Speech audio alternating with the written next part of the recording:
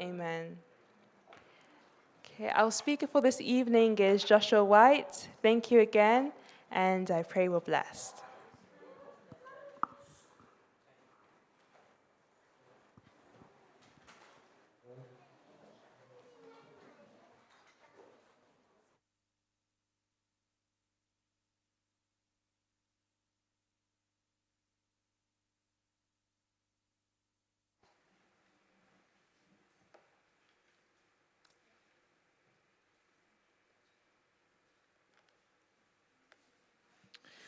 Good evening, everyone. Have we had a good day? I hope so. Hope we've all been blessed and learned something. Hope we've been challenged. Challenge is good for us also. And our topic this evening is an extremely important one, fundamental to true education. It is also one on which we often have technical problems, and that has already started tonight. Praise the Lord, that was resolved just now. But we need to have a special word of prayer because throughout the planning of this event and even starting now, we can see that Satan is not happy with what the Lord wants to accomplish here. And so we're going to start with a word of prayer, praying for the tech issues and also for God's Spirit to be with us as we begin.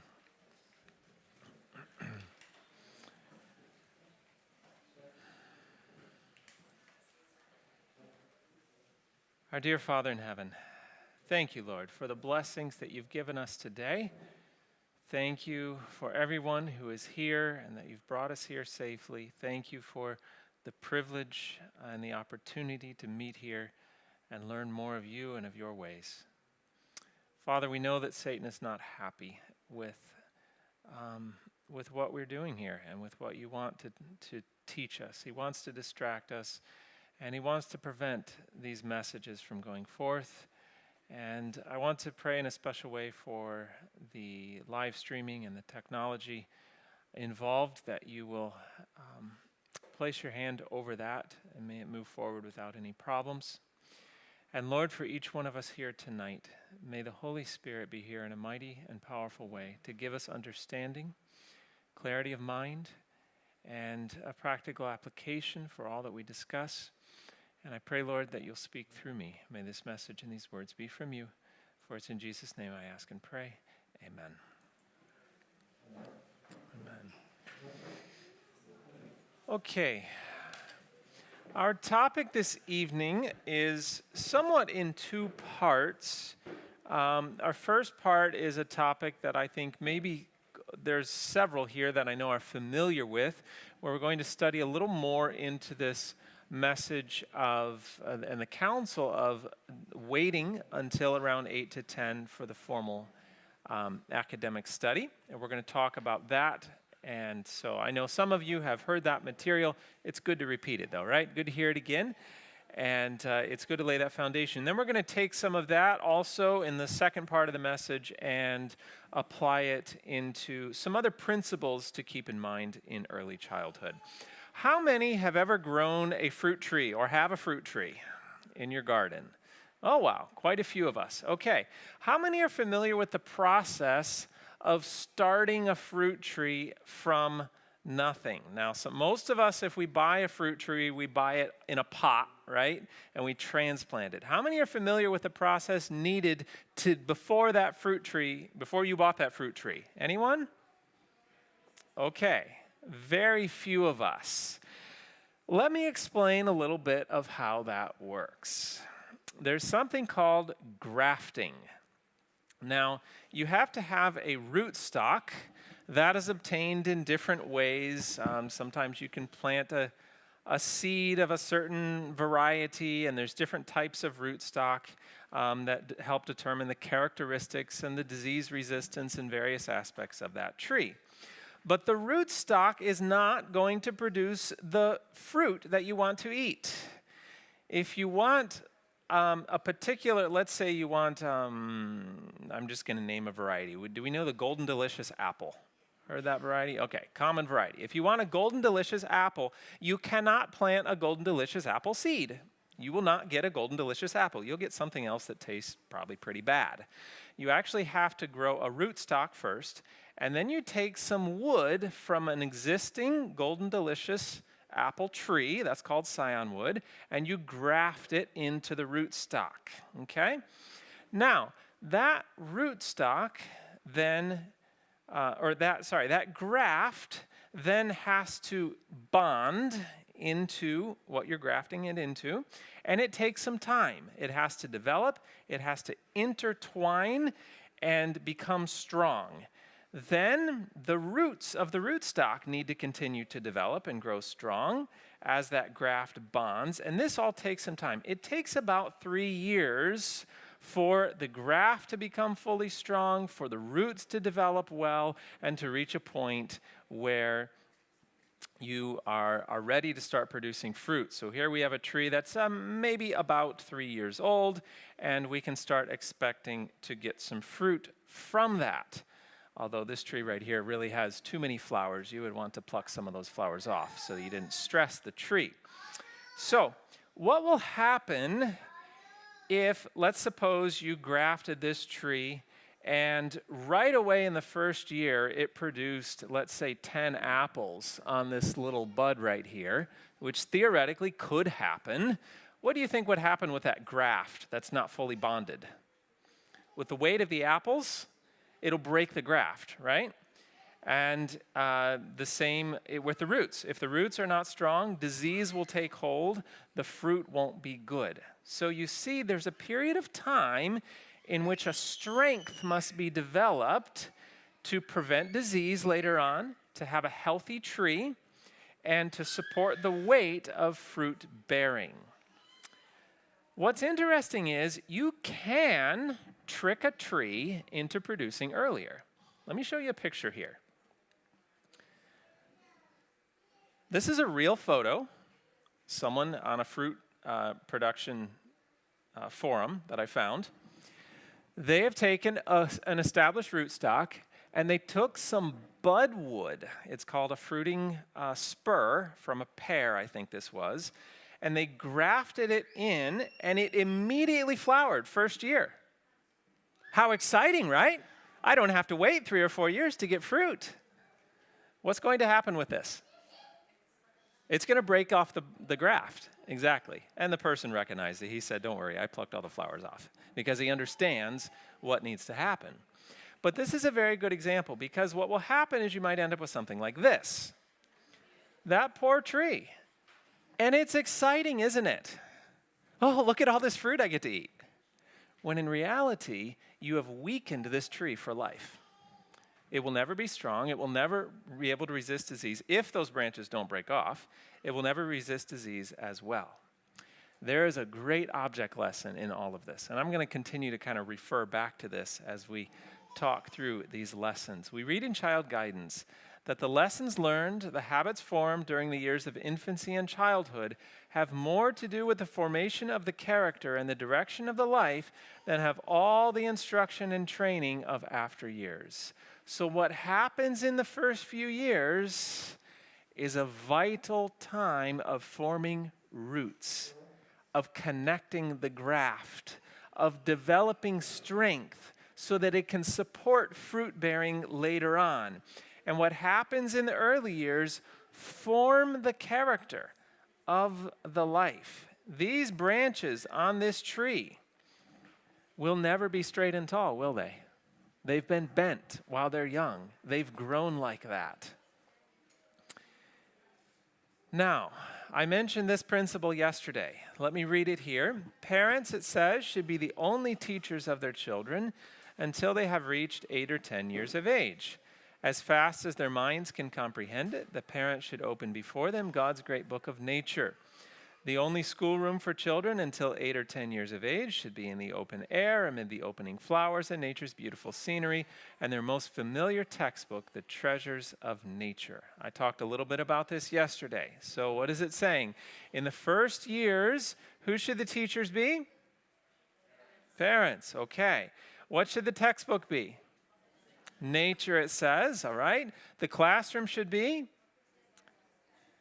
out of doors, right? It says the open air. Now, I just want us to pause and think, let's make a contrast here. Is this a normal kindergarten curriculum? Yes.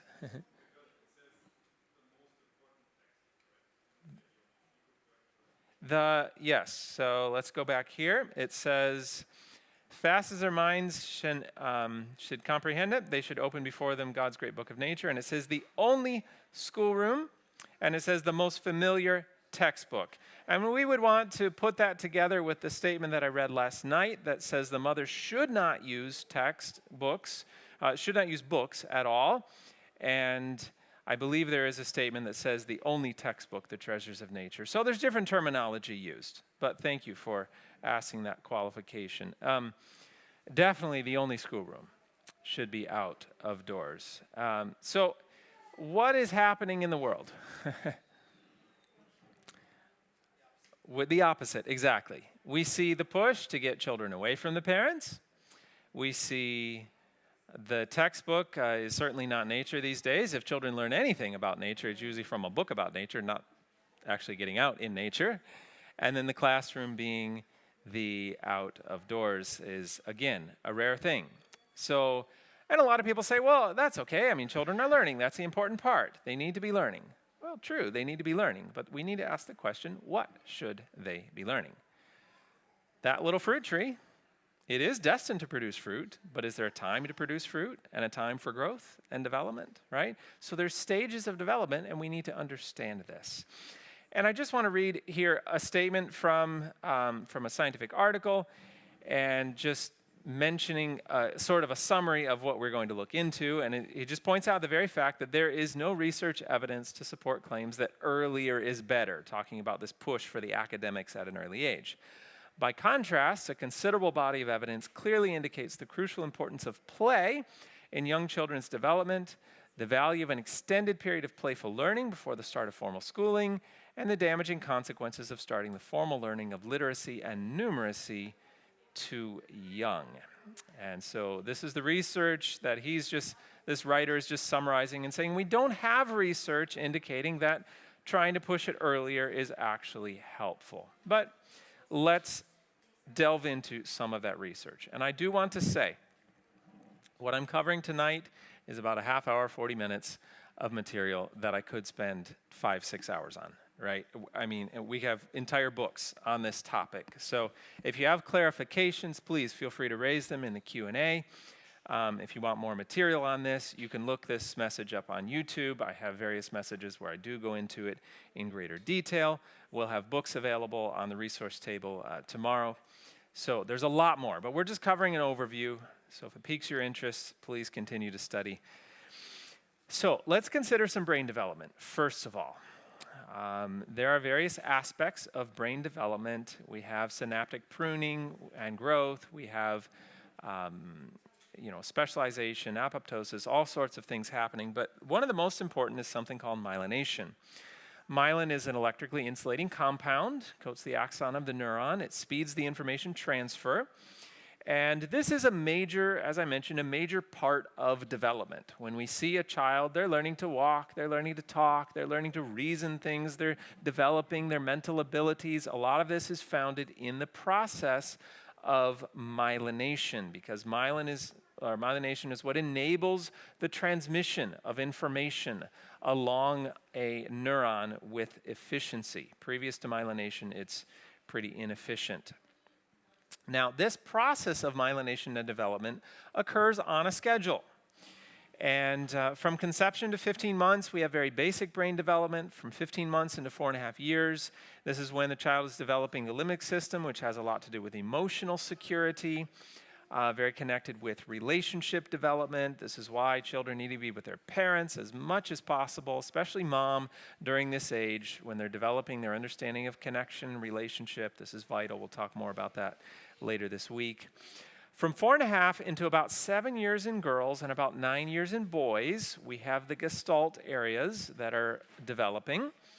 And I am just emphasizing that boys do have a difference of development there. Tomorrow I'll talk more about this more in depth in our session on boys.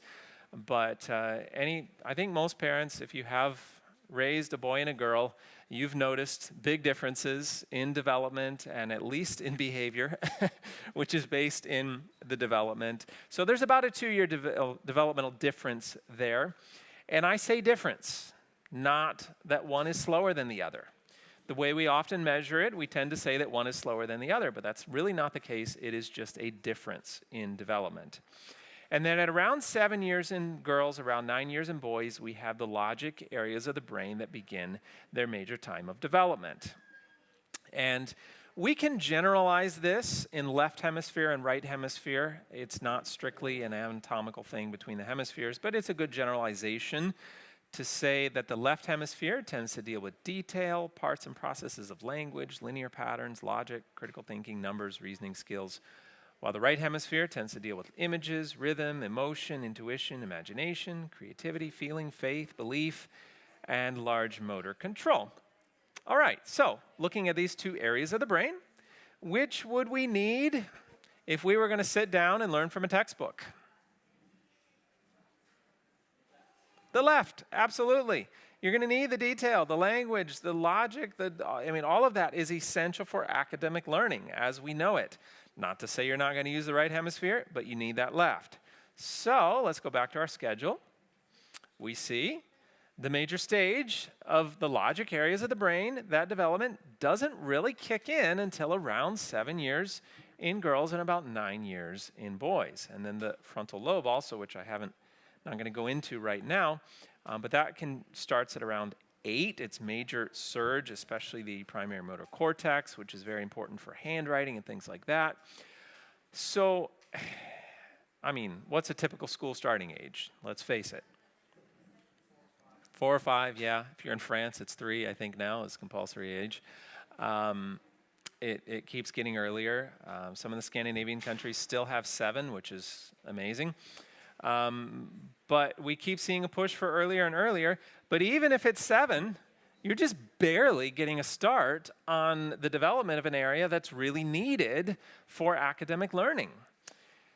So, just to summarize what we're talking about here, the areas of the brain responsible for many academic types of learning are not developed until around 8 years of age and even 10 in boys. So, can we speed this up somehow? That's really what we're trying to do. Can we speed it up? No. It is a myth that we can accelerate a child's developmental milestones. Children are kind of pre-programmed to reach those points. Let me explain. Let's take a little child. Let's put him in class. He's 5 years old. We're going to ask him to do something that that the regions of his brain responsible for that learning have not really fully developed yet. really haven't started their major time of development. So what will the brain do? How will the brain respond to this challenge of being asked to do something that it doesn't have the correct region developed for? The brain will say, okay, I don't have the correct region. Let me find somewhere that already has developed. Now, what has developed at this early age? We have very basic thinking centers. They are not really the higher thinking centers that are needed for the academic learning, but they're the basic ones. And the brain will say, okay, I guess I'll use this already developed region. And it starts making the learning happen through that area of the brain. The problem is, later on, let's say the child is 9, 10, 11, they do have the development necessary. The brain has already formed a habit through the wrong part of the brain, through the wrong area. It's formed a learning habit, and when the correct region has developed, it's not going to revert to that other region because it already has a learning habit. And what do we have? We have, at the very least, a stunted understanding of a particular subject. But it often displays itself as a learning disability, as burnout, as a hatred of a particular school subject, simply because it was so difficult for the brain and the learning was such a challenge, even subconsciously at this early age, that it resulted in a learning problem. If a task is asked of the brain for which the corresponding region is not matured, it will form neural routes through lower, more developed sections, resulting in almost permanent organizational damage. So trying to force a child to learn a concept for which they're not ready can actually damage, or we can say at least disorganize, the unmyelinated brain. And there's a lot of research that I can go into on this. I'm just going to read a couple of statements quickly here. This is from Dr. Jane Healy, an educational psychologist, in her book Endangered Minds. Before brain regions are myelinated, they do not operate efficiently. For this reason, trying to force children to master academic skills for which they do not have the required maturity may result in mixed up patterns of learning. If the correct brain system isn't yet available or working smoothly, forcing may create a functional organization in which less adaptive lower systems are trained to do the work. So we're training the wrong area of the brain to perform the learning. And what will happen is, as she continues, trying to drill higher level learning into immature brains may force them to perform with lower level systems and thus impair the skill in question. Let me give a simple example I think we can all relate to. Let's say we're going to teach math. 5 years of age, we say, great, time to get out the math textbook. We open the textbook, it's about addition, and then we try to teach them how to do the calculations on paper. It's a bit of a challenge, but with enough repetition, we can drill it in, right? And this is how we usually do it. So they finally figure out how to add the 3 plus the 5 and all those sort of things. Later on, you give the child a word problem. Do we know what that term is, a word problem? A real life situation in math. You say, you know, if I have this, I'm cooking a recipe and I have to measure this, but I want to cut the recipe in half, how would I do it? Something like that. And a child can do all the calculations on paper, but you give them that real life scenario, and what kind of response do you get? Any teachers here? You get a blank stare, right? I don't know how to do that. And you say, well, yes, you do. You know how, you've done this calculation before. I've seen you do it.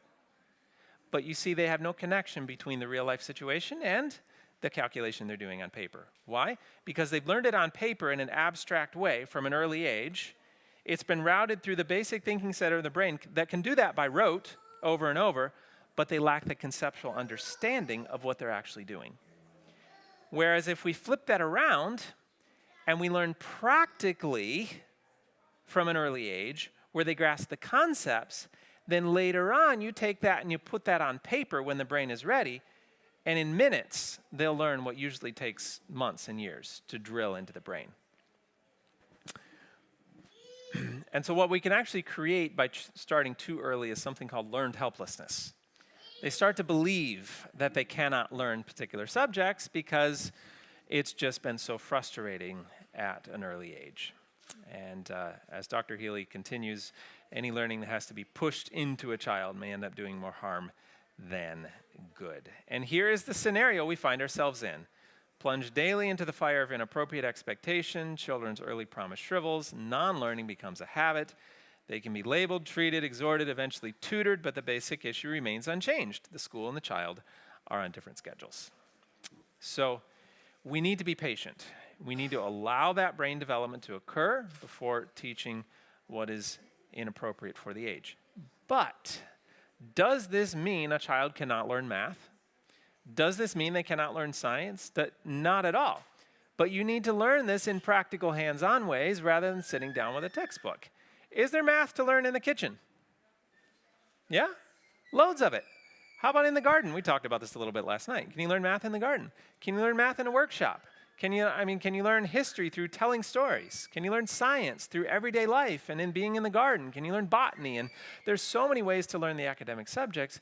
It's not your focus at this age, but especially when you're dealing with countries that require this type of learning, then make the learning practical and hands-on rather than depending on the textbook. But your goal is character. Now, it's not only the brain that suffers. Let's talk a little bit about eye development. The ability to use both eyes to focus on a subject, very important for reading, as well as two-dimensional focus, does not fully refine and develop until about age 7 to 9. In fact, full foveal refinement is more like 11 or 12.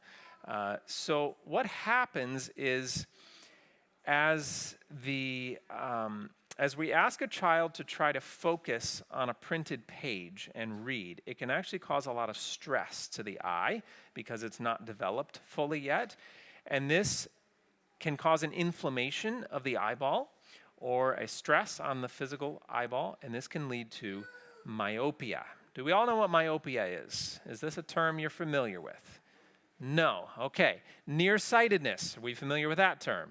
Okay.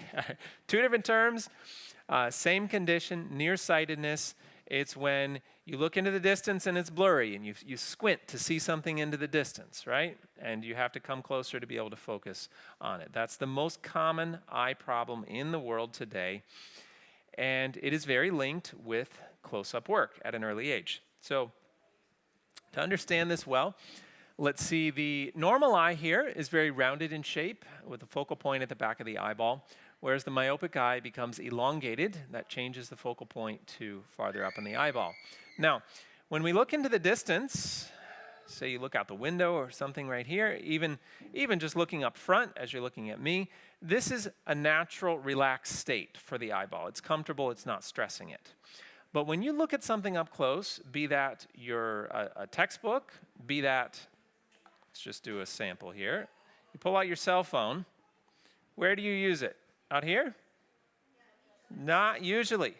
Usually you put your elbow against your body and it's just a few inches from your eyes. That proximity, similar to reading, can actually be stressful to the eye because what happens is these muscles that control the shape of the lens, called the ciliary bodies, they have to contract when you focus on something up close. That's okay for a short period of time. But as you pass the 20-minute mark, especially in childhood, those muscles then will start to struggle to relax again. And if you're focused on something up close for long periods of time, what you can cause is what's called a failure of accommodation, and the eye doesn't relax again when you look into the distance. So what happens? You're looking into the distance, but the muscles are contracted still, and it's blurry into the distance. And over time, this can actually begin to stretch the eyeball because during childhood, it's very soft and easy and very flexible. So there's a lot of epidemiological studies that we can look at comparing the rates of myopia among different countries. And this is a fascinating study because what we find is that the earlier, among people groups, the earlier they go to school and the more time they spend indoors, the higher the rates of myopia. Let me give a couple of illustrations. The US is around 50% myopic. Europe has a lot of variation. I believe Finland is right around 50% and lower in some other countries. But 50% would be an average in the US, a bit lower than that here in Western Europe. Now, East Asia. If myopia is dependent on age of school entrance and time spent indoors, would you expect it to be higher or lower in East Asia? Absolutely. It's 90%. With Seoul, Korea topping at 96% myopic, almost the entire population. Now, if you go to your eye doctor and you say, hey doc, why do I have these eye problems? He'll probably tell you it's genetic. Nothing you can do about it. The reality is research has shown for many years actually, that is only a minor factor. Myopia is actually nearsightedness is actually a lifestyle condition more than it is genetic. Genetics affect it, but lifestyle is much more significant. One of the most interesting studies I find on this was done in Alaska. Alaska is a state of the United States, and then when Alaska became a state, when the U.S. bought it from Russia, and it became a state, there was a change in the schooling because the U.S. started requiring schooling at age 6, I believe it was. So previous to this, you had large populations of indigenous peoples, the Inuit, the Eskimo, who did not go to school, or at least not at an early age. And then it became a state, and you have an entire generation of young people going to school. So they did a study on the rate of myopia shortly thereafter. The children were 60% myopic. Now, if myopia is genetic, what percent would you expect to find in the parents and grandparents? Higher, exactly. You'd expect it to be more. What did they find? Can you see it? That was the percentage. Less than 1%. And it left them all going, okay, this is not genetic. There's a lifestyle factor here. So again, they do these studies all over the world, and I could show study after study, even within people groups, within similar genetics, but just a broad generalization around the world. It's interesting to look at, we've seen the US, 50, East Asia, 90%. Where do you think Africa lies? With large populations of indigenous people still, a lot more time outdoors, it's around 10 to 15%. And so the research finds there are two major factors in the development of myopia. One being close-up work. The other, though, is a lack of time outdoors. Both of those is a problem. When you take a child, right, you put them in the classroom, they're not outdoors, and they're focused on a book up close. So what about this lack of time outdoors? They find that children who spend less time outside are at a greater risk of developing myopia. And many studies have been done on this. You remember that the myopic eye is elongated. One study found that light stimulates the release of dopamine in the retina of the eye. And this neurotransmitter blocks the elongation of the eye during development. Did we catch the significance there? Remember, the myopic eye is elongated, and here the research is showing light is blocking the elongation of the eyeball. So light, I mean, what are we talking about? We need to just, lay down and stare at the lights or something? No. Right, you're right. So children need to spend around 3 hours per day under light levels of at least 10,000 lux to be protected against myopia. All right, a couple of numbers there we need to analyze. First of all, how many hours a day? 3 hours. 3 hours a day. That's a lot of time. Do you know what the average is? It's less than a half hour is the average. In some countries, it's even lower than that. The children almost do not go outside. But 3 hours per day. The amount of time you're going outside, and you'll find it's a challenge to get out there for that much time. And it can be a lot more than that. Nothing wrong with it being all day. But this 10,000 lux, how much is 10,000 lux? So if you go outdoors on a sunny day and you stand in the shade, you'd be getting about 10,000 lux. It's not full sunlight. Full sunlight's more than that. But it's full daylight. And lux is a measurement of the volume of light, not the intensity of the light. So outside these windows, The light levels are dropping now at this time in the evening, but we're probably still close to 10,000 outdoors right now. But as you come into this room, the light coming through these windows is dissipated into the volume of the room. And even though we try to amplify it with artificial lighting, it's very difficult to match full daylight. Do you know what? Anyone want to take a guess who hasn't heard this before? What an average well-lit classroom or office. This has good artificial lighting, maybe some windows. On average, a classroom or an office. Who's going halves? I think it's 5,000. Okay. You think it's less, maybe, let's say a quarter. Let's be pessimistic. 2,500? Anyone? Okay. 500. You've heard this before? All right. It is. It's around 500. That's the average.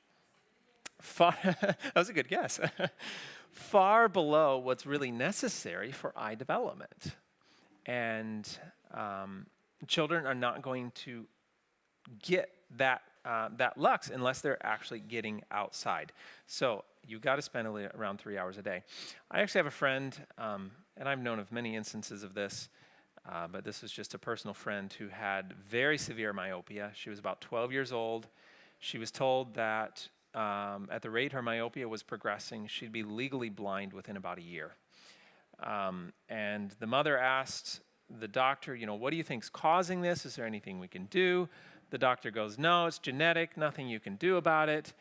And the mother thought, this doesn't make any sense. She said, because the Bible says the curse causeless will not come. In other words, there's a reason, right? And she said, also, my son has perfect vision, and my daughter has this eye problem. Is genetics the only problem? So she did some research. She found this study that I'm talking about here. And she said, oh, that's interesting, because my son basically lives outdoors. I can't get him inside. And my daughter hates going outside. She's always indoors, always reading, always, loves playing the violin, doing a lot of reading, doing her homework, doing study, more that type, to be indoors. She said, oh, that's interesting. So she talked to her daughter. She said, we're going to do a little experiment. You're going to go outside for at least 2 hours a day. Oh, there was weeping and wailing and gnashing of teeth. But she said, this is the rule. You're going to go outside at least 2 hours every day. So she got out there. She actually did not do a lot of physical activity. She would do her homework outside. She practiced her violin outside. Didn't get the whole picture, but she was at least outdoors getting the light. 6 months later, they went back to the eye doctor. He examined her eyes. He said, I don't understand this. No progression.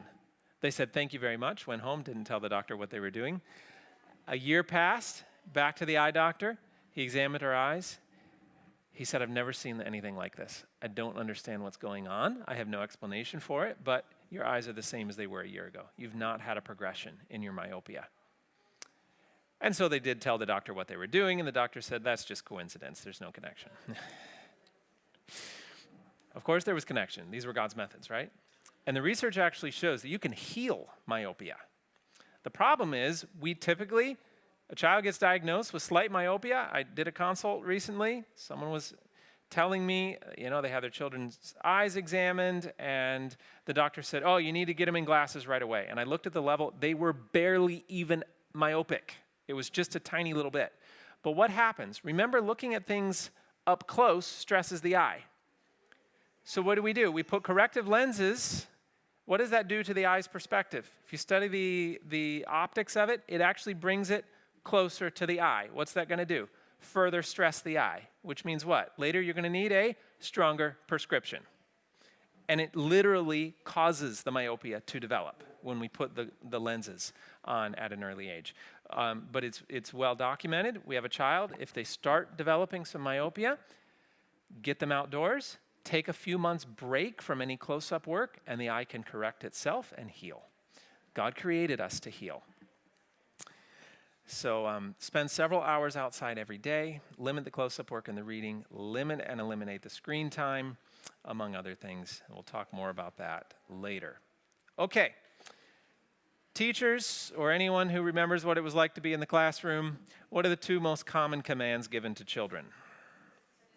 Sit still, all right? And be quiet. Very good. Sit still and be quiet. So, When it comes to physical development, we know from research children need physical activity.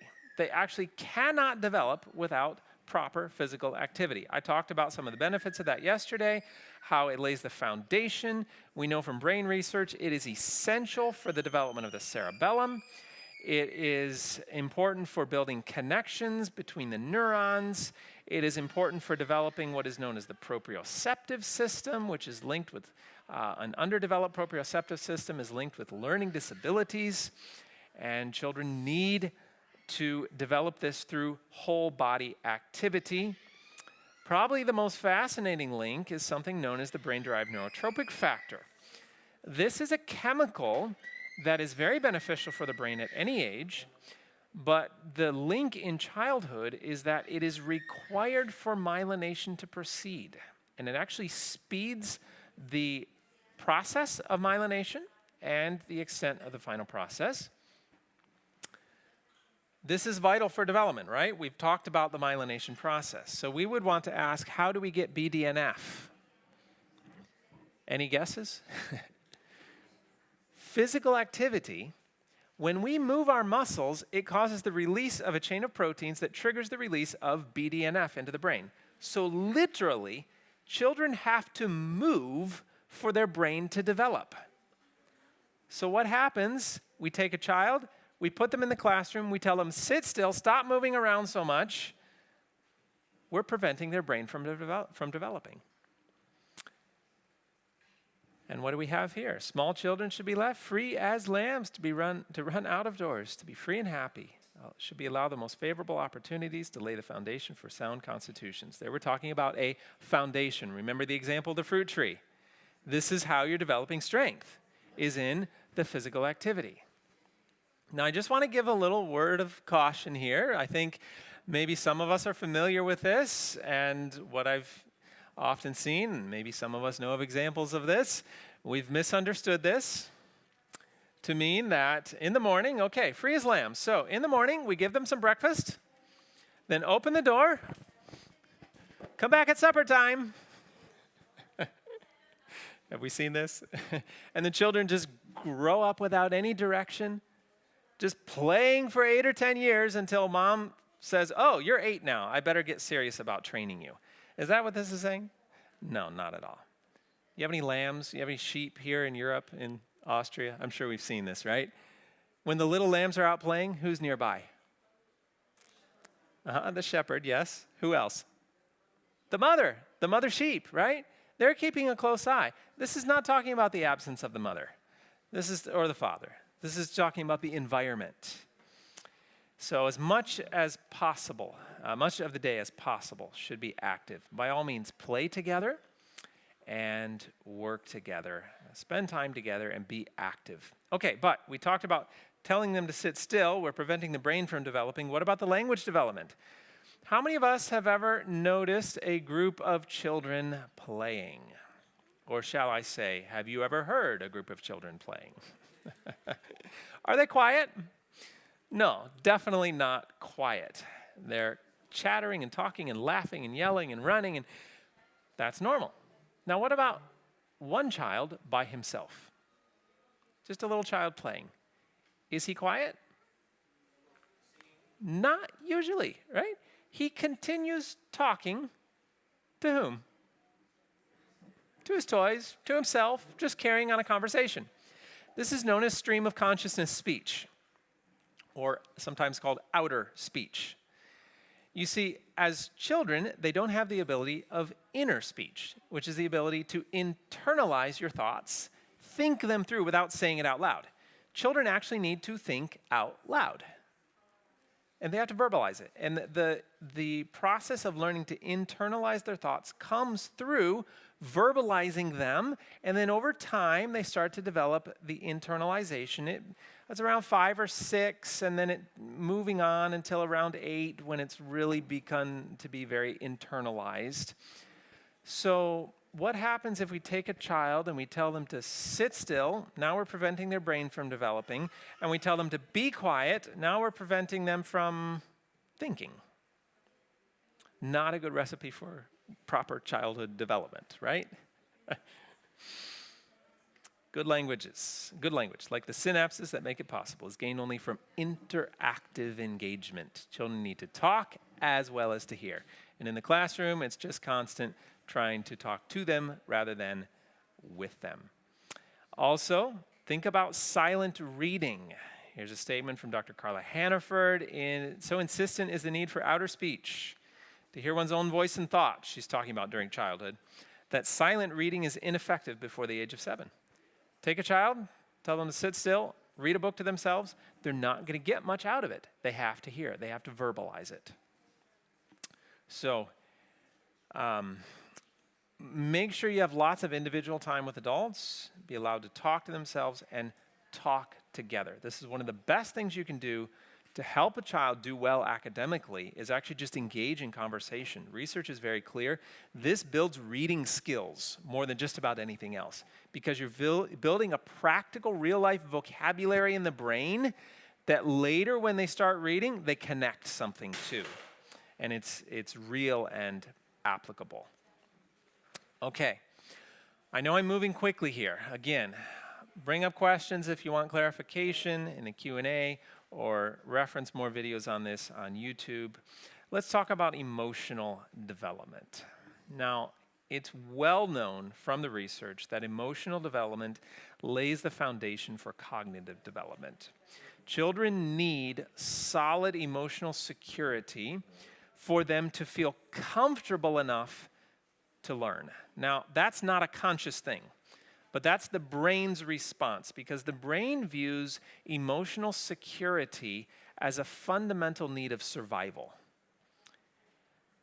What are our needs of, what does it mean, a need of survival? What are our needs of survival? We need food, right? Food, water, warmth, shelter, things like that, okay? So if you are, let's say you're taking a hike in the beautiful Austrian mountains, and you get lost, and it's in the evening, and you miss the trail, and now it's dark, and it starts raining, and it's getting close to midnight, and you still can't find out where you are, and you're totally lost. Dark, raining, no food, you're hungry, you've been hiking all day, you trip and fall, you break your ankle. At this point, do you say, now is a great time to brush up on my algebra? You don't care about learning algebra right then, do you? What do you care about? Survival, exactly. It's somewhat like that for a child's brain, especially a small child. The brain views this connection with mom and dad and having emotional security as a fundamental need of survival. If they don't get that, the brain will focus solely on trying to obtain that to the expense of learning. This is why many times when we have a child with a learning disability, look into the home environment, you'll find abuse, neglect, divorce, something that's triggered this emotional insecurity that's giving them a problem in school. Not in every case, but many times this is something behind it. So what am I saying in all of this? This process of developing emotional security occurs over several years. It's about 7 or 8 years for girls, and even into 9 or 10 years for boys. I'll talk more about that tomorrow. Boys actually have more emotional development needs than girls. And they need this connection with mom and dad for a long period of time. The first 3 years has to be constant. After that, it needs to be very dependable. What happens when we take a child, put them in school all day long, or at least several hours into the day? They don't have this dependable connection with mom and dad. And the brain starts to think, uh-oh, I might be in danger here. I'm not getting my survival needs. And they're going to struggle with the learning. But if we wait to build the foundation of emotional security, they'll actually do better with the learning later on. How do we build emotional security? That's time. Human connection and relationship. Quality relationship is absolutely key.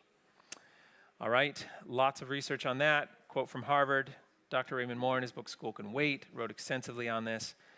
But we're going to move quickly through some other points here because there's another aspect of this I want to get to. Social development. Will children be socially deprived if we don't put them in school at an early age? This is the lie that we've been told, and yes, I said lie. It is completely false. Children need a wide range of ages, but they especially need mom and dad for proper social development.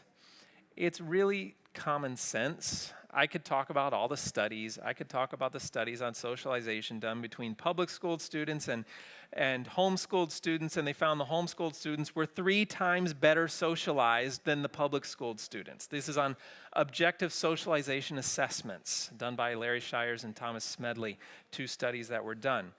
But all of this comes with common sense also. Are we training our children to be children or to be adults? Do we want to prepare them for real life? In real life, are we the same age here? Are we all 30 years old and you can't come in unless you're 30, right? No, that's not real life. We need to interact with a wide range of ages, and we need to provide children this experience while they're young so that they can learn this interaction. Children learn good socialization skills from adults, first of all, and from a wide range of ages. We actually result in negative and poor socialization by taking the child and putting them in a group of equal age peers.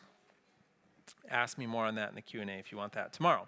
Okay, memory development is fascinating. We would tend to think that school would develop good memory skills because you have to memorize a lot, right? The reality is it makes the memory worse. They find that people groups, indigenous people groups in the world, unschooled indigenous people groups actually have the best memories out of any groups that have been studied. What happens is as we spend time in the classroom, especially at an early age, the brain learns to depend on an external source to hold the information. I can always refer back to the textbook, right?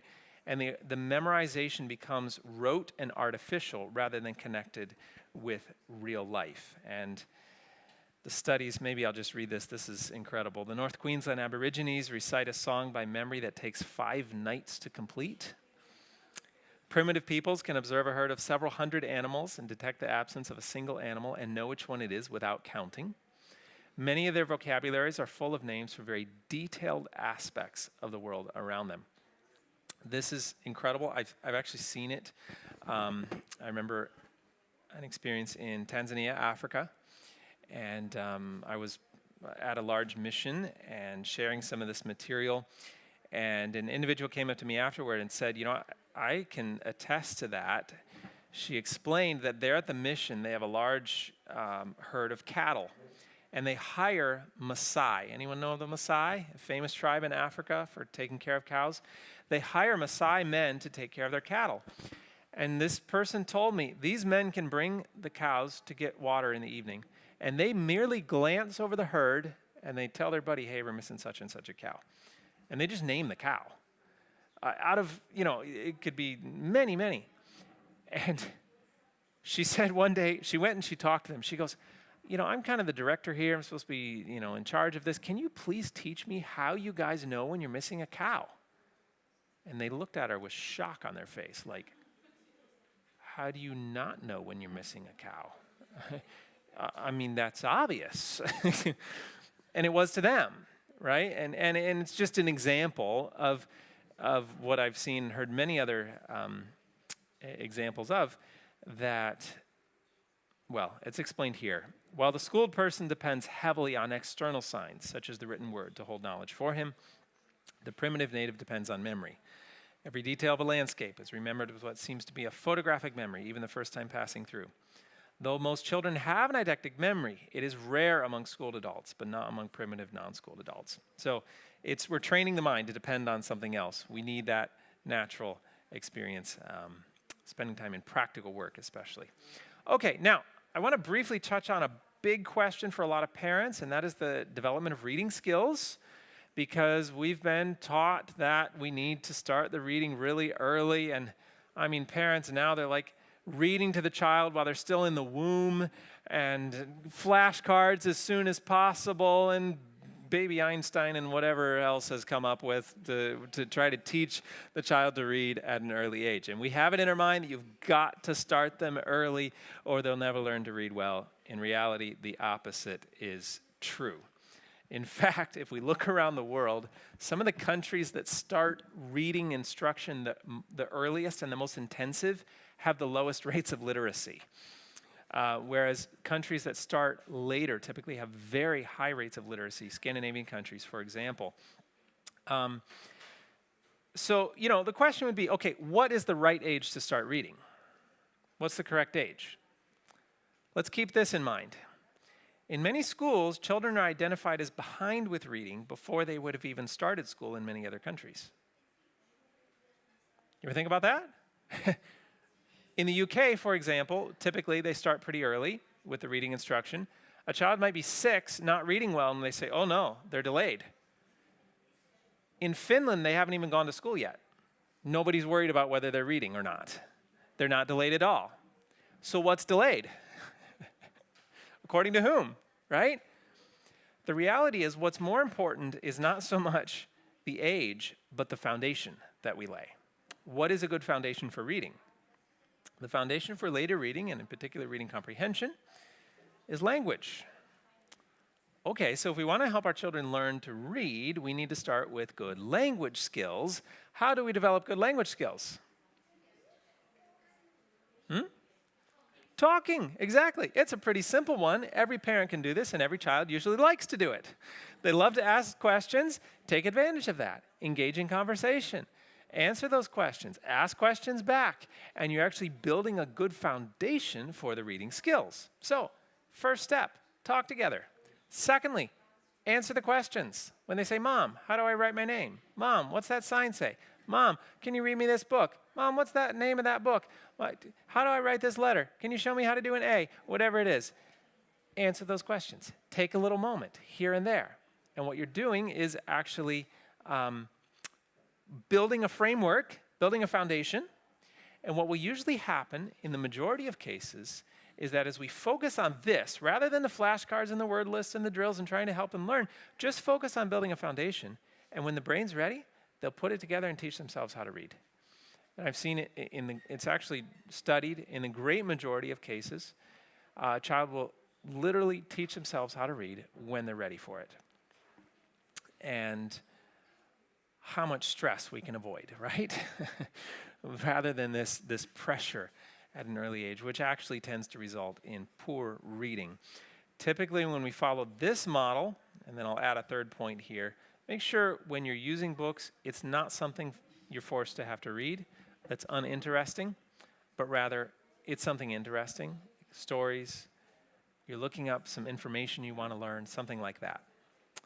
And when we follow this, learning to read can be quite easy. It doesn't need to be the stress that we usually make it. Children actually have much better reading comprehension and fluency when we start later. There was a study done, there have been many, but I'll mention just this one, comparing two groups of children with two different reading ages, reading instructional age. So this is the RIA, stands for reading instruction age. The blue is a group who started at 5. The orange is a group that started at 7. This is measuring their decoding and reading fluency. So we have the first group at 5 beginning, second group 6 continuing. Sorry, I said that wrong. First group continuing at age 6. Second group beginning at age 7, continuing at age 8. Now let's just suppose we stop the study right here at age 8. What would we conclude? Exactly, you have to start at age 5. We better start early because look how much more advanced they are at age 8. Think about age 8. Those of you who have 8-year-olds, we're doing a lot of comparison at this age, right? Are they reading it? How are they doing? How's their grades? How's their math? But what if we just got a little more patient and we wait a year? Look what happens. Between 8 and 9, the group who started later caught up with the ones who started earlier. Why? Because they were able to use the more efficient regions of the brain. We hadn't formed improper habits of reading by trying to push it too early. And then look what happens. Look here at age 11. Can we fairly say it was a waste of 2 years to start earlier? Yeah, they actually were better off by waiting.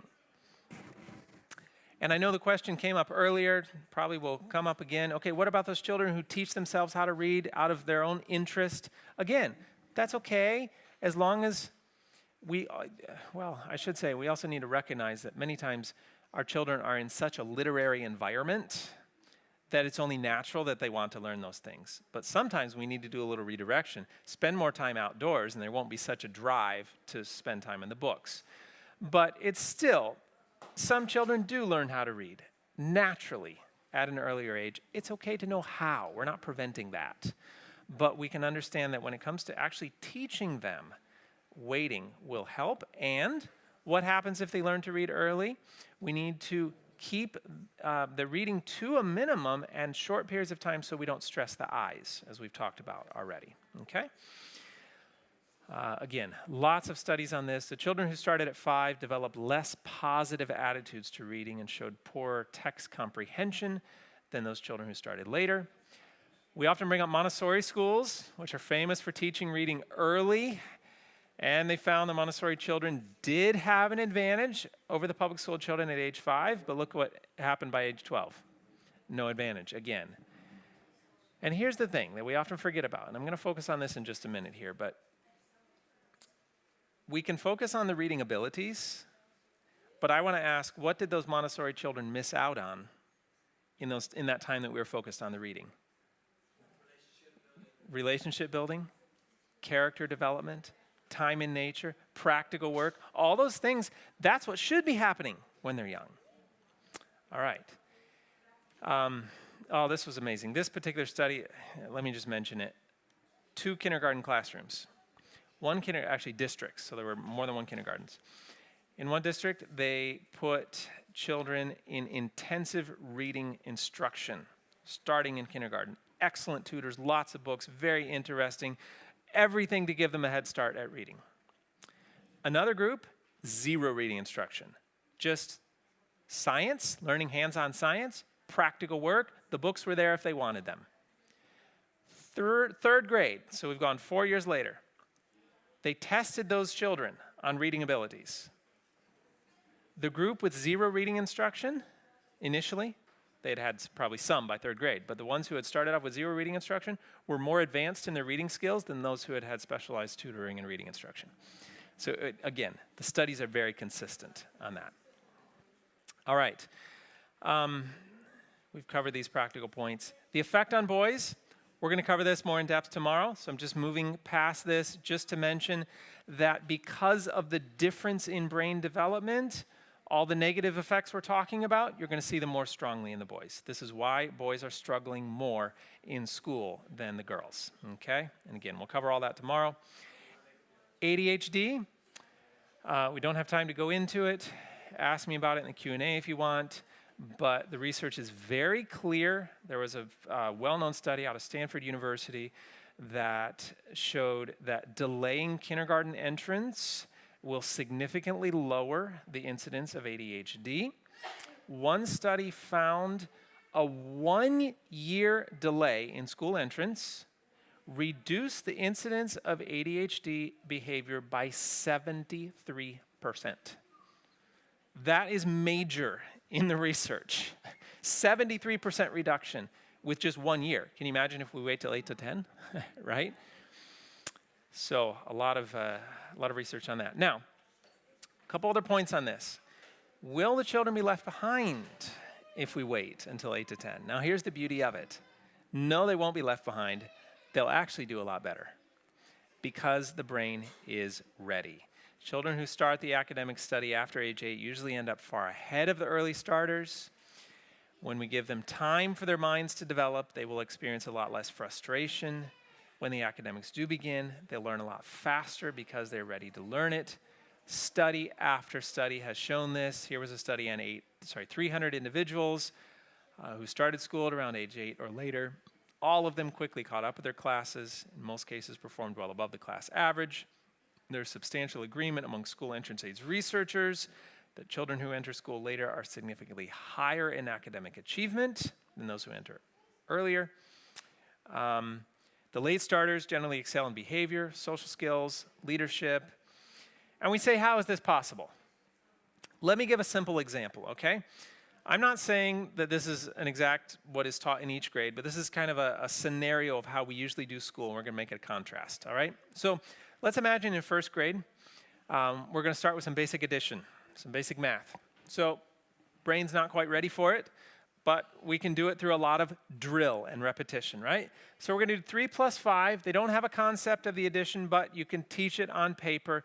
And you have to do 3 plus 5 as well as 3 plus 4 and 3 plus 6 and 3 plus 7 and 3 plus 8 and 3 plus 9 and 4 plus 7 and lots of repetition, right? That's how we're used to doing it, okay? But we managed to get through first grade. Anyone have the answer to this problem? 8, okay, thank you very much. Very good. All right, so second grade, what are we going to do? Well, typically, we take the same subjects and we just learn them over again the next year, more difficult. Again, I'm not saying this is what is taught in each grade exactly. Maybe add some addition, multiplication, things like that, but it's an illustration. We take the same subjects, we make them more difficult. Still not ready for it, but we do lots of repetition, all right? And yes? Okay, this is around, the question was when I say first grade, second grade. First grade, around age 6. Typically, kindergarten starts around 5, first grade, age 6. There's some 1 to 2 year variation depending on where you live. Okay, so again, lots more repetition. Anyone have the answer to this math problem? Very good, all right. It's third grade, what are we gonna do? Same subjects, more difficult, lots more repetition. Anyone have the answer? 289, very good. You guys are quick. Fourth grade, what are we going to do? Same subjects, more difficult, lots more repetition. I see the wheels turning. Very good. That was pretty good. All right, the point here was not to do math, but this is how we usually function in school, right? Every year we learn the same subjects, make them more difficult. Now let's imagine another scenario. Let's suppose first grade, second grade, maybe third grade, we just learned from real life. I've already asked, can we learn math in real life? Absolutely. Lots of opportunities. We wait until the child is older, and we say, okay, let's take what you already know from real life, you already understand the concepts, let's put it on paper. So you take a child, let's imagine this scenario again, but you take a child who's older, who understands the concepts, and you say, okay, let me show you something here. Let's get a paper, let's get a pencil. Here's an example. What's 3 plus 5? You ask the child. And the child goes, oh, that's 8. He knows it well from real life, right? He can figure that out. Okay, let me show you how to do that. You put the 3 right there. You put the plus sign. You write the 5. You put a line under it. And you put the 8 beneath it. And the child goes, oh, okay, that's easy enough, right? Okay, let me ask you another one. What's the next one there? 14 plus 16. Child thinks that's 30. Okay, let me show you how to write that. And you put the 14 and the 16, and this time you got to carry, right? They add the 1, bring that down, and you teach them how to do that. In 20 minutes, you could teach this whole thing to a child who knows it, who already understands the concepts, right? So you see, what we usually do is we start with paper, and we tell them, you'll use this someday, you'll put it in practice someday, when it's better, and then when we try to put it in practice someday, they don't have the connections made, and we route it to the wrong part of the brain. But what if we focus on the practical learning first, and then apply that to paper? It works so much better, much more efficient. And the beauty of this is it allows more time for what is most important. And this is where I want to transition right now and spend a few minutes talking about some points on this topic. Again, those of you who have heard my seminars before probably are familiar with this material. It's good to repeat it. But now I want to take some of these principles and apply them into something else that I've not often talked about, and I think it's really important in true education. And that has to do with the spiritual development. The early years are a window of time for developing spirituality, cause-to-effect reasoning, relationships, behavior, moral conscience, character, all these things. The foundation is laid in the first years of life. We want to focus on this. And what in reality, this counsel that we have of until age 8 to 10, the parent should be the teacher. They should be learning from outdoors. They should be, learning practical things. All this counsel, often we focus on it from the perspective of don't do the academics. And that's kind of what we've just done, right? We've expounded on why we shouldn't do that, which is true. But the point of the counsel is not so much on what not to do. It's more on what we should be doing. And it's telling parents, you need to focus on character training in the early years. And this character training is so important and so time-consuming, it's a full-time job and you don't have time for anything else. Focus on the character development. That's what really the essence of this message is. It's about laying that foundation for character and spiritual development in the early years. So we have early growth and late fruit. But we're often in a hurry to get the fruit without being willing to have the graft development that we talked about at the beginning, the rootstock development as we talked about, the tree to grow and become strong enough to bear that fruit. We're often unwilling to wait for that. Now, early academic training is not the only problem. Pardon, something in my eye. I want to address another aspect of this, even moving forward and growing into the later years. And this is something I've seen to be very common, even among homeschooling families or those who understand this message of not starting the academics too early. But we have a tendency, we sort of were like, okay, we're not going to pressure the academics. We need to focus on the spiritual development, but we misunderstand what spiritual development really means. And we think that spiritual development means getting up in front of church and reciting their memory verses, or getting out and doing this public, outward sort of what we usually term missionary activity, and we think that that's spiritual development. That's not the model we find in the scriptures. Let me give some examples. The Levites. Does anyone know at what age the Levites entered the service of the tabernacle? Anyone know? There were two ages, actually. 25 was when they could enter in the basic service of the maintenance and helping, basically. 25 years old. They were 30 when they were allowed to do what the Bible calls the most holy things. We don't know exactly what all that involved, but what I understand from it is that there must have been sort of an apprenticeship time. Maybe it was 25, they began the basic service, and they were learning throughout that time, developing the maturity, and then they could enter in the more holy things at age 30. Whatever it was 25 before they were even allowed to go there. And I want to say it this way, we have no example of junior Levites. And this is something we do often as a church, trying to push our children into these more public roles of responsibility in the church, thinking this will somehow keep them there, or this will somehow give them experience and develop spiritual maturity. That's not the example we find in the scriptures. Spiritual maturity is developed in the family and we're going to look at several examples, in obscurity. In what? Obscurity. No one notices it. No one is applauding them. No one's saying, oh, look at this child. Wow, they must have amazing parents, and look at their memory verses. No, we don't find that in the Bible.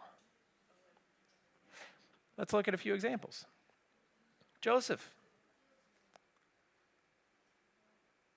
What age was he when he began, when he took the throne of Egypt?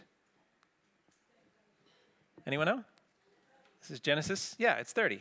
Genesis 41:46 says he was 30. Did he go through a period of training before that? Oh, poor Joseph. He had a lot of tough training, didn't he?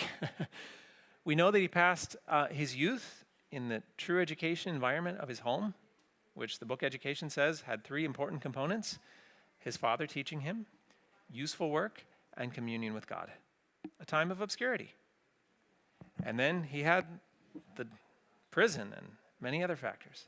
How about Moses? How old was Moses when he started his ministry? 80. 80. Question, did Moses try to bear fruit too soon? He did. God said, you're not ready yet. You haven't developed strength of dependence upon me. You don't have roots yet. Time for some time in the wilderness. I'm not suggesting we wait till 80, but the reality is, God knows how long it needs to be. We need to wait on him and not push it too early. How about Joshua, the second to Moses? We don't know his age exactly, but we do know he would have been, let's imagine, okay, we know before the 40 years, he went as a spy. How old would you have been as a spy? 20, 25, 30, something like this, okay? Then we have the 40 years of the wilderness before Moses dies and he takes over. So Joshua would have been at least, let's say, 60, minimum 60 years old before he was committed the leadership of the nation. But here's another key. Did Joshua have a training time? He had 40 years under the tutelage of Moses. And this is a model that we're given in the Spirit of Prophecy, that our young men need to be learning from the older ones, not pushed out into public ministry too early. How about David? How old was David when he began to reign, when he took the throne? He was 30 also. How about Solomon? Now, this is an interesting one. We don't know exactly how old he was. We can do a few calculations and get a pretty good idea. But he must have been, as best that I can figure, at least in his early 20s. When we look at the chronology, and there's a lot of dates and figures in chronology you can compare, it was sometime around in his early 20s, probably. And remember in his prayer, he said, I am a little child. The early 20s was considered very young to take this level of responsibility. How about Elisha? He was called as a youth. We, again, don't know exactly how old he was. But did Elijah come to Elisha and say, you're the man now, go for it, I'm going into retirement? Is that what he said? No. He called Elisha. What does it say that Elisha did? Remember what the Bible says? He poured water on the hands of Elijah. This was a period of training in the simple duties of life. Quietude, obscurity. Are we seeing a pattern here? Now, someone will mention in the Q&A tomorrow, if I don't answer it right now, what about Samuel? He was young. Okay, true. First of all, this is an anomaly in the scriptures. This is a one-off example. It's not the pattern that we find everywhere. Secondly, though, and this is a more important point, Samuel did not enter his active public ministry until much later. In fact, we know from the Spirit of Prophecy that Eli treated Samuel like his own son and taught him, and Samuel did the little duties of helping out. And he had a period of training. We don't know exactly how old he was when Eli died and he became a prophet in Israel, but it was later than the early age that he came to the temple. So even in this, we find the principle to be true. And here is our final and most beautiful example, that of Jesus himself. How old was Jesus when he entered ministry? He was 30. Question. Did Jesus have important things to do? The universe was waiting on him. I mean, they had to just put everything on hold while Jesus came to the earth for 33 and a half years. Couldn't Jesus have made that a little quicker? Right? I firmly believe that Jesus took those 30 years because there is a lesson in that for us. 30 years of obscurity. How many verses do we have in the Bible about Jesus' childhood? 1 or 2? How many verses about his 3.5 years of ministry? Half the New Testament, right? You see where the emphasis is? And it tells us in the Desire of Ages, his quiet and simple life, even the silence of the scriptures concerning his early years, teach an important lesson. The very fact that we don't know anything about, or at least not very much, about his early years, that in and of itself is a lesson. There is growth in obscurity. We're laying a foundation. And it tells us, the more quiet and simple the life of the child, the more free from artificial excitement and the more in harmony with nature, the more favorable it is to physical and mental vigor and spiritual strength. This is your standard of measurement, parents. Quiet, simple, free from the artificial. Harmony with nature. Here's another statement. Jesus was 30 years old before he entered public ministry. Why? Well, it explains. The period of his childhood and youth was one of comparative obscurity, but of the highest importance. He was in this obscurity, laying the foundation of a sound constitution and vigorous mind. He grew and waxed strong in spirit. Are we grasping this? This time of obscurity was a time where he's laying the foundation, developing root, bonding that graft like we talked about. Simple things while young. This is important. I just realized I think I have a slide out of order here. Okay, here we go. Now, I want to give some practical examples of this in closing, just to really help us understand. We need the simplicity in childhood. So what sort of things can we do that's not simple? Well, here's an example. Children need appreciation, sympathy, and encouragement. But care should be taken not to foster in them a love of praise. Do our children often get praise when they're in more public, quote, ministry, right? It is not wise to give them special notice or to repeat before them their clever sayings. The parent or teacher who keeps in view the true ideal of character and the possibilities of achievement cannot cherish or encourage self-sufficiency. He will not encourage in the youth, the desire or effort to display their ability or proficiency. I find this interesting because it says the teacher will, or the parent will not encourage in the youth the desire to display their ability. Many times, though, it's the parent who wants them to display their ability because it makes the parent look good, right? He who looks higher than himself will be humble, yet he will possess a dignity that is not abashed or disconcerted by outward display or human greatness. So what's the principle here? To not encourage selfishness, not encourage pride, self-sufficiency, a desire to display ability. And there are so many ways in which we do this. You know, one of the ways that we do it is putting our children in front. They may not be preaching like this, but putting them in front in some capacity, yeah? We have this idea that we need to get our children up front, to have them do things for the church, to make them recite their memory verses, to do this, quote, missionary work. But again, that's not the model we find in the scriptures. It is, let me just explain a little here, because it's a myth, really, well-intentioned, but it's a myth that putting a child up in front of church will help them practice or prepare for doing it as a result, or help them overcome stage fright, things like this that we talk about. In reality, the opposite is true. A good foundation in emotional security in the home will help with stage fright far more than getting up front and doing it. If they're nervous, in reality, pushing a child to the front when they're nervous actually only exacerbates the nervousness.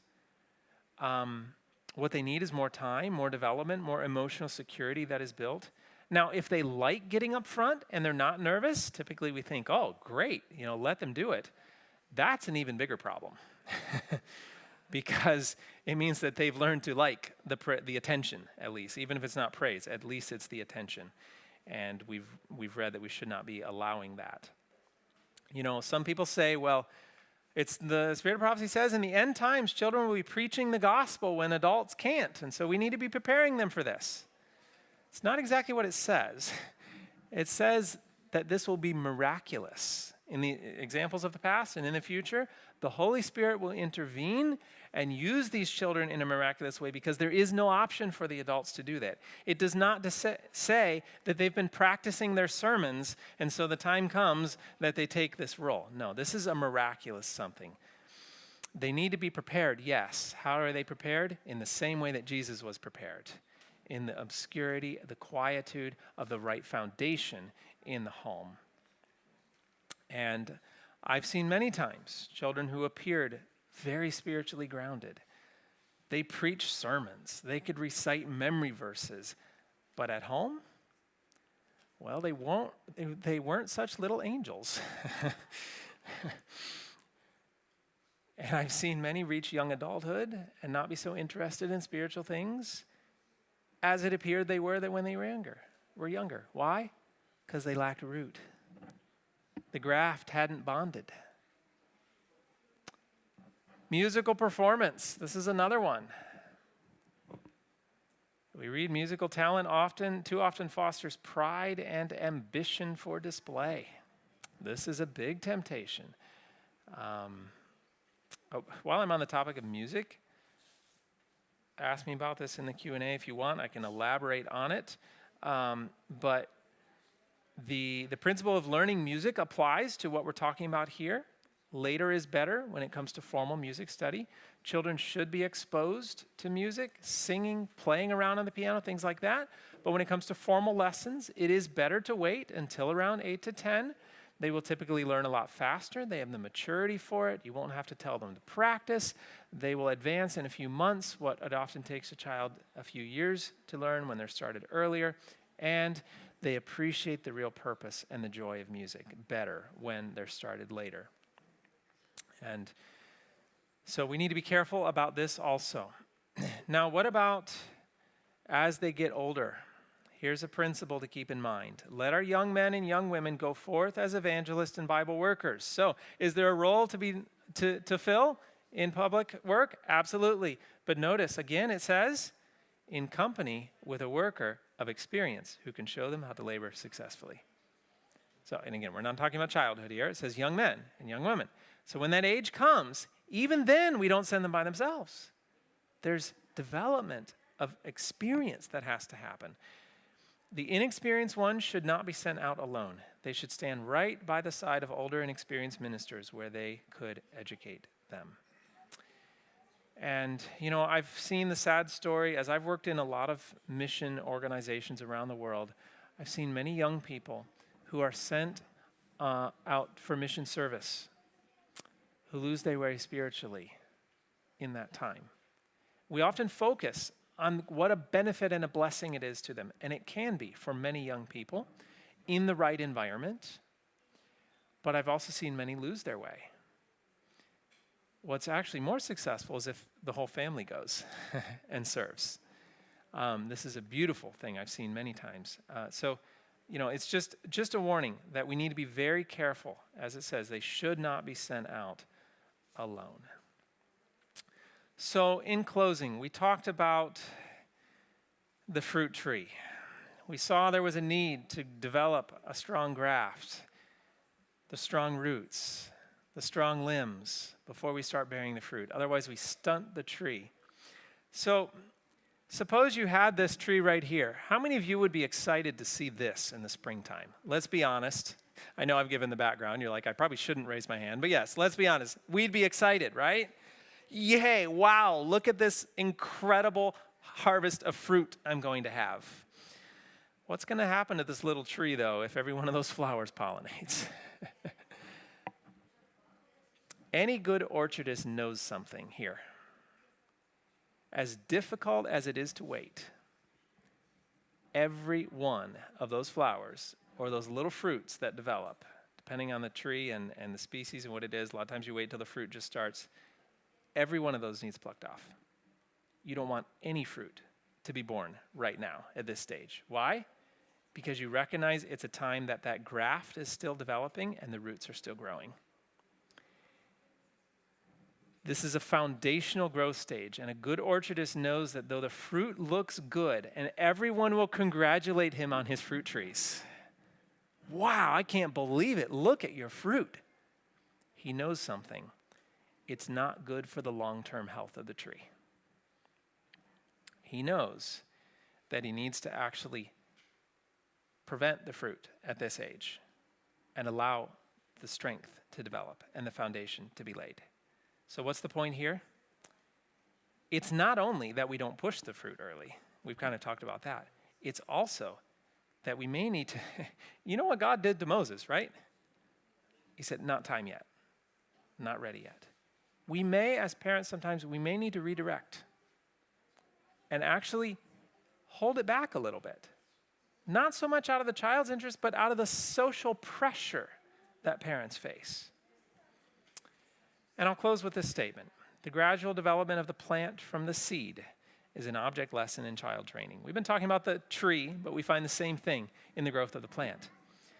There's first the blade, then the ear, after that the full corn in the ear. He who gave this parable created the tiny seed, gave it its vital properties, and ordained the laws that govern its growth.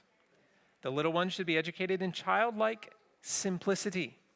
They should be trained to be content with what? The small, helpful duties.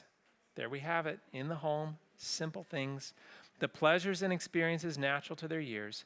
Childhood answers to the blade in the parable, and the blade has a beauty peculiarly its own. Children should not be forced into a precocious maturity, but as long as possible should retain the freshness and grace of their early years. As long as possible. Isn't that amazing? You know, if we had that little corn plant coming up, what can we do to get corn sooner? Can we put some sort of device on it that slowly pulls it over time? What do you think would happen? Those roots would always be strained, or you might uproot the plant. It'd be stunted, right? You have to wait.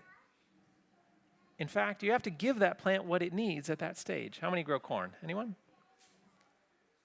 Oh, one corn grower, two corn growers? Okay. Those of you who know corn know that there's two stages.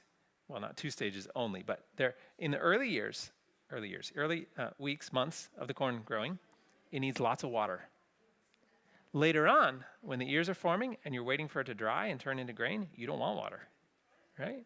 And it's just an example. You have to give it what it needs at its stage of development. And you try to hurry that up. What if you say, okay, no, I want that grain faster and no water now? The plant will just be stunted. It actually won't produce as well. I think I've made the point well. I hope I've made the point well. Give our children what they need in the early years. Focus on the foundational elements, on developing strength through time in the home, emotional development, emotional security in the home. Focus on the character development. If you live in a state that government, that requires certain things, work with that, but minimize it as much as you can. Focus on the practical learning instead of just relying on the textbooks. And consider moving to an area that makes it easier. And by all means, trust in God's ways because they are best. And they will work because God's methods always work. All right? Sorry I went a little over time. This is a message that's really hard to condense. I hope we're not too tired. Tomorrow's will be shorter. But let's close with a word of prayer.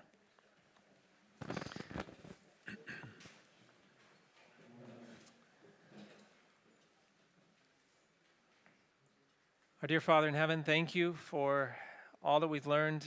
Thank you for your beautiful methods and your counsel to us. I pray you'll speak to us and show us what changes we need to make if there's something you're wanting us to adjust to bring us into harmony with your will and your plan. I pray for each family here that you'll give them wisdom and that may they develop that good foundation so that we can have strong workers in your cause, fruit-bearing later on, and we thank you. We ask for a good night's rest and that we'll all be refreshed in the morning, and we thank you and ask in Jesus' name, amen.